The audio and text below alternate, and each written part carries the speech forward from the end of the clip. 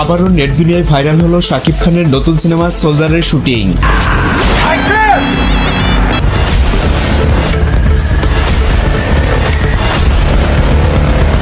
যেখানে তাকে দেখা গেছে মাথায় ক্যাপ করে রাগান্বিত স্টাইলের ডায়লগ দিতে।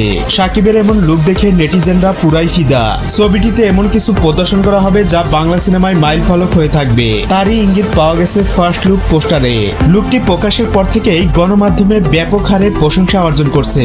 সোলজার নিয়ে অনেকের মতবাদ ছিল এটি যেহেতু ইচ্ছারা মুক্তি দেওয়া হবে তাই সেরকম কোয়ালিটি সম্পূর্ণ হবে না, কিন্তু ফার্স্ট লুক প্রকাশের পর এই ধারণাটা পাল্টে গেছে সবার। এর আগে শাকিব খান নিজ মুখেই বলেছিলেন এখন থেকে যেসব সিনেমায় কাজ করব সবই হবে কোয়ালিটি সম্পূর্ণ, আর সেই ধারাবাহিকতাই অব্যাহত রাখছেন তিনি। এখন শাকিব খানের নতুন এক একটা সিনেমা মানেই হল মালিকদের মুখে হাসি, কারণ তাকে ছাড়া বাংলা সিনেমা হল অচল। একমাত্র তার সিনেমা আসলেই তালা খোলেন হল মালিকরা। সো প্রিয় ভিউয়ার্স, সোলজার দেখতে আপনারা কতটা এক্সাইটেড জানাতে পারেন কমেন্ট করে। ধন্যবাদ।